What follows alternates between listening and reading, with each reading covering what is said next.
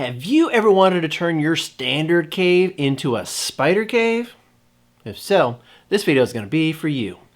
This is going to be Dungeons & Dragons Beginning Crafters Spider Cave.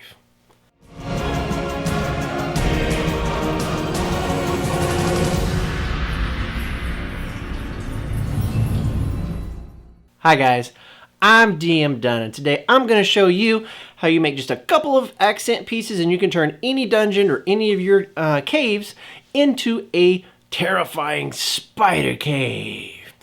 So what I did in order to make a couple of new pieces, I took my standard pink insulation foam that I have. The foam that I have is 1 inch thick. I cut it down in half, so I had half-inch layers. And then what I did, I just made smaller pieces as they go up. So a bigger piece, a little bit smaller, smaller, until it kind of like tiered up, almost kind of like a stalagmite coming off of the ground will. I didn't want the tops to be flat in case the players wanted to be able to get on top of it and use it. So playability with it as well. After I got those stacked up, I did go ahead and I smoothed off the corners, the edges. So instead of just being nice and sharp, I just kind of rounded them off. Again, just a little bit more believability into it. Once all of the edges were kind of smoothed off to my liking, I just got some of our tacky glue and glued the sections together. Nothing too complicated with that. And then in order to paint it, I like to do my standard painting colors for my gray dungeon tiles and things like that. You can use whatever pattern you like, and if you don't have one, I always start with a black base coat of the Mod Podge and black paint, puts a layer of protection, but also a black base coat on it. Then I go with a dark gray, pretty much, a 98% coverage of the dark gray over the whole thing, leaving little spots of the black kind of shining through.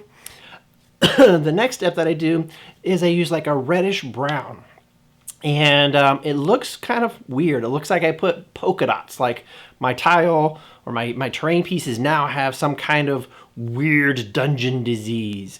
But don't worry, because it's going to get a lot muted. It's going to get a lot muted. It's going to really get muted and toned down as soon as we put our next two layers on. So don't worry about it looking too bold, excuse me, and too weird. So after we follow up, or after we put our red, brown polka dots on there, then we're going to follow it up with a medium gray, and then now you can start to see, like a heavy dry brushing. And now you're going to see how that color starts to tone down and look more rock-like, if you will, with a couple of different colors in there. And then to highlight or a lighter dry brushing, I go in with an off-white. Kind of highlight all of the edges and the highest pieces to kind of give it a little bit of more depth to the piece as well. And then that's how you have it. Now, one thing that I did add is I added an arch that went over between two of my pieces. And one piece was higher than the other, so I just adjusted to where the arch fit, and then I just carved it up as well. Now, I wanted these to be super modular, so I didn't glue the arch on. What I did is I grabbed some of the poster tack, like the little Play-Doh almost kind of stuff, and put it on the two ends, and I just poster tacked it onto the two different pieces. So now it's fully modular. You can take it apart and use it how you want. Okay, so those are just kind of like standard terrain. So now how do we make it look more like a spider's lair? Well, what I did is I grabbed a super high-tech piece of material. This is just a dryer sheet that you would put in the dryer when you're drying your clothes. And you don't even have to get a new one. Actually, a used one works even better. So instead of throwing it in the trash, grab a used dryer sheet, and then you can kind of tear it off the ends. You don't want the sharp cut edges. You want to tear it off so it looks more rough and rugged. And what I did is I grabbed one of the skeletons that I got from the Dollar Tree. They have packs of them. They're a little bit bigger than the standard mini, but oh well. So that's what I used. I cut off the base. I cut off the weapon. If you want, you can use a skeleton mini that you have that's the right size. Whatever you have available that you would like to use, you can use that. What I did is the skeleton's feet were apart because they were used to standing on their own. I put them together and I hot glued them together so the feet were closer together. He had one hand over his head. I glued it to his head, so it looked like it was kind of stuck. When I inverted it, it looked like the arm was dangling above its head while it was dead, which was pretty cool. So just a little bit of hot glue, shaped it into what I liked, and then I grabbed some of the dryer sheet and I tore it off in a little strip. I rip it apart, kind of loosen it up really good so you have some like holes and some inconsistency to it as well. Put a little bit of glue on the skeleton and wrapped it around. I just did it one wrap around because I didn't want to get too much, because I still wanted to be able to vaguely see the skeleton that's inside of there. Once I had that done, I got some more of the dryer sheet, like in a longer strip, skinny, kind of twisted it together, pulled it out, and then I glued it to the feet. And so then I had this thread, this string to hang, so this body could now hang upside down, which is what I was looking for. And where's the best place to put that? Hanging in the middle of the arch, so that it was like a shrine, if you will, of this person, this offering to the Spider Queen.